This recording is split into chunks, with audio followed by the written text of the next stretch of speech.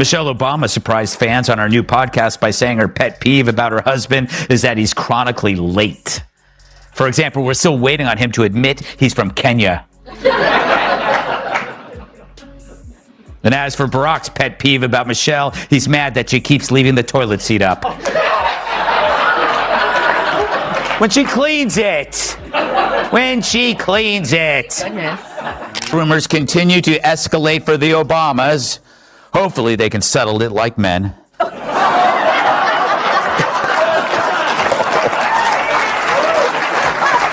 All right, so Michelle Obama's polished image, yeah, it just met its match.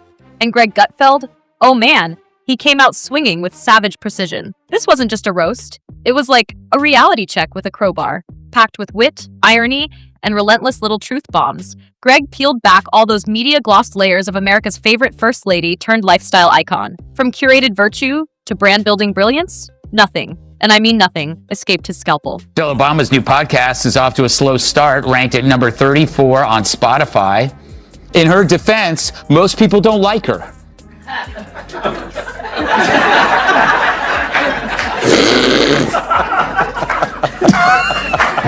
Half of them are probably primetime producers.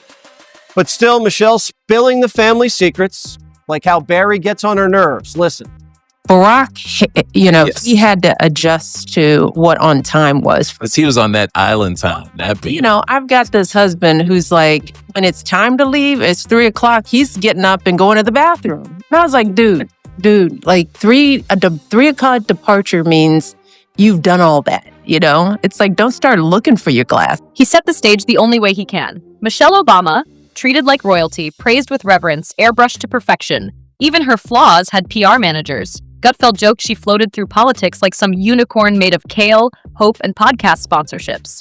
But tonight, he wasn't buying the fairy tale. He came with comedic napalm. No amount of book tours or documentaries could smother it. Even if they run Michelle. According to a new poll, Michelle Obama isn't as strong a Democratic candidate against former President Donald Trump as many Dems would have you believe. In a hypothetical matchup, my favorite kind.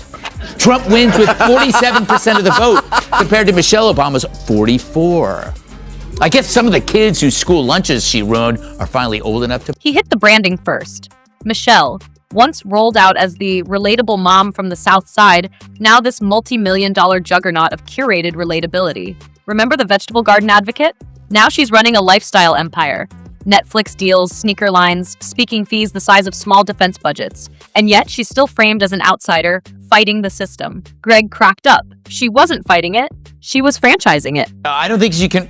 I think you said this before, Tyra. She can't run because if she were to lose to Trump, it would be the most humiliating, loss in history. Well, not just... I don't know if I think I said that and you added that, but we'll... You also said that I look great. Listen. Republicans, she just kicked our ass. She's up 15 points. I noticed this weekend. I'm just going to speak on it. We can't play with a lead. Every time Republicans, we get a lead, we do something. Then came the myth-making. Gutfeld lit into the media worship. Michelle could trip over a chair and the headlines would call it a powerful metaphor for resilience. Blink once, boom. Sonnets about the strength in her eyelashes. That's not admiration, that's worship. Not even fun worship. Canonization. Michelle thinks American men suck. Let me warn you, your rage does not exist in a vacuum. If we don't get this election right, your wife, your daughter, your mother, we as women will become collateral damage to your rage. To the women listening. He compared her public persona to a TED Talk directed by Disney. Every soundbite polished, every appearance engineered, every moment staged to perfection. Inspiring, sure. But at the end, you realize, wait, what did she actually say? Greg mocked how she turned platitudes into profound wisdom. Just say something obvious in a slow, serious tone. Boom, headline. But he didn't stop at the persona. He went after the ideology too. Especially the constant narrative of victimhood, dressed up in couture. Michelle Obama, wealthy, powerful, connected at the highest levels, still framed like she's fighting some invisible monster. Greg joked the only oppression she faces is the weight of her lighting rigs. Gay man. Nothing wrong with that, by the way. Tyrus. The men who are the real danger aren't the criminals or the illegal aliens. It's the guys that don't vote the way you want them to. The ignorance that she projected as if the men are the only ones angry in the house. So every man who's been in a house where inflation's high, the electric bill's doubled, you're not getting cheers from the wife and kids. They're complaining, they're suffering. And oh, the moralizing. Greg unloaded years worth of frustration. Michelle's health lectures, nutrition campaigns, lifestyle advice, all delivered like America was her classroom and she was the substitute teacher with detention slips. Even simple tips came wrapped in guilt trips. Then came the legacy building, documentaries, autobiographies, carefully staged moments. All of it less about inspiration, more about preservation, by Michelle.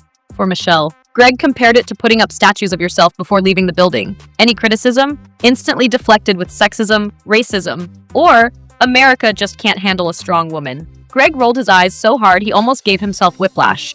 Heather, were you surprised that Michelle Obama is not polling better? Because I assumed she would just explode. No, I mean, well, I would expect her to do better than Biden. I mean, especially she's of a younger age, I think greater mental capacity. And the way the border is going, I don't think you can get much worse. However, it is surprising that even among independents and as well as Democrats overall, He pointed out the contradiction. Michelle can sell out stadiums, land global Netflix deals, pull in speaking fees bigger than GDPs, and still claim she's silenced. That's not silence. That's 1,000 microphones while still complaining about the volume. Greg's favorite? The self-comparisons. He painted this picture of Michelle flipping through glowing press clippings like bedtime stories. She wasn't just narrating her life, she was directing it, producing it, and charging admission. And then, the podcast. Greg mocked it mercilessly. Michelle, podcast queen, dropping pearls of wisdom to an audience that already thinks she's flawless. But he said it wasn't conversation, it was a sermon with background music. Every episode designed to be profound enough to be quoted, emotional enough to go viral, and vague enough to mean absolutely nothing. And of course, the double standards. Michelle can stir the pot, take jabs, dive into politics, and still be framed as above the fray. Greg said it was like playing dodgeball in a judge's robe. It's not one-sided. It's just the men are the ones trying to solution, and their solution is to vote for President Trump. And here's the thing, their women are backing them up. So take that little message, curl it up in a little box, and give it to Mr. Garrison. If she wore jeans, a strike against tyranny. If she wore heels, a message to the global economy. He imagined Vogue hosting emergency summits to decode her outfits like the Dead Sea Scrolls. The family image? Same thing. Branding. Dinners became causes. Photo ops became national moments. Greg laughed that if she sneezed, it would spawn 3 book deals and a charity campaign. But you can tell when she campaigns for Kamala, she looks like a bridesmaid giving a toast on her friend's 5th wedding. Right. Like, she knows this is a bad idea, and no one gives a The only thing she's missing is a Cosmo and the hiccups. And that's the sting. Greg wasn't roasting Michelle the person. He was dismantling Michelle the brand, the myth, the endlessly polished avatar of modern virtue. Because when every single thing is choreographed, eventually, you can't tell what's real anymore. His closer? Michelle Obama's greatest achievement wasn't politics, it was post-politics. She turned herself into a movement, a product, a living ideal. And Greg, with that mischievous sparkle in his eye, lit it all on fire.